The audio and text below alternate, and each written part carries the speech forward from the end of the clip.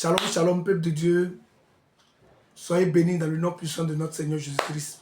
En ce jour, je suis encore heureux de vous retrouver.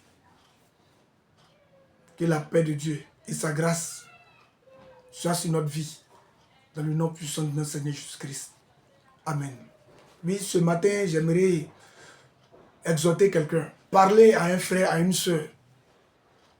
Aujourd'hui, dans nos différentes sociétés, on est tellement pressé de s'enrichir. On veut vite s'enrichir. On ne veut plus attendre le temps de Dieu. Et aujourd'hui, on s'est tourné dans les pratiques occultes. D'autres sont dans la franc-maçonnerie, dans la Rose-Croix, dans l'Illuminati. D'autres même vont jusqu'à faire des sacrifices humains pour avoir de l'argent. D'autres ont vendu leur sommeil. La nuit, ils ne dorment pas. Et aujourd'hui, on vit ça dans nos sociétés. Et pour nos jeunes gens aujourd'hui, on les a poussés à un esprit de drogue. Tu vois, dans tous les quartiers aujourd'hui, c'est les groupes des jeunes personnes, des jeunes gens. Quand tu les vois 5, 6, 7, 10, rien que pour fumer la drogue. Et c'est ce vent-là qu'ils ont soufflé. Et pour nos jeunes filles, c'est la prostitution. Bien-aimé, mon frère, ma soeur. Aujourd'hui, le diable est en train de travailler de sorte à égarer toute la jeunesse.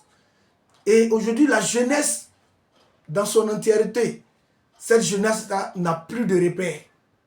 Ils sont tous égarés.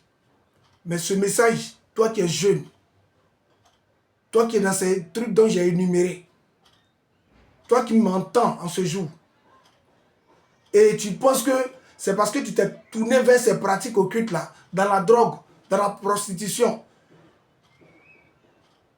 qu'il n'y a plus de retour possible en arrière pour toi. Parce que tu penses que tu es dans le péché. Parce que tu as tué, tu as versé le sang humain pour t'enrichir. Donc tu n'es pas pardonné. Non, non. Le Seigneur Jésus-Christ te tend la main en ce jour. Il le dit dans le livre de Luc, chapitre 5, à partir du verset 32. Il dit, il n'est pas venu appeler à la repentance des justes, mais des pécheurs. Donc ne pense pas parce que tu as péché que tu ne peux pas être pardonné. Ou bien tu ne peux pas lui appartenir. Non. Il est venu pour toi. Il s'est fait pécher pour que tu sois sauvé. Il le dit dans le livre de Romains, chapitre 5, au verset 20. Il dit, là où le péché a abondé, la grâce a surabondé.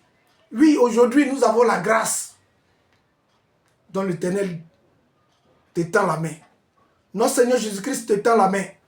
Il est temps de te réconcilier avec ton Créateur. Si tu entends ce message, n'endurcis pas ton cœur. Répands-toi et donne-lui ta vie. Accepte-le comme ton Seigneur et Sauveur. Il ne te rejettera pas.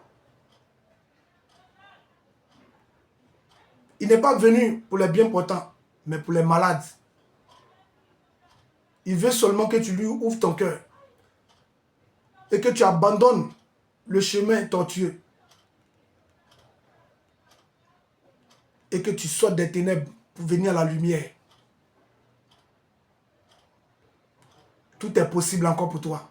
Si tu entends ce message, ne dis pas que c'est fini pour toi. Les gens disent que ouais, rien de bon ne peut sortir en toi.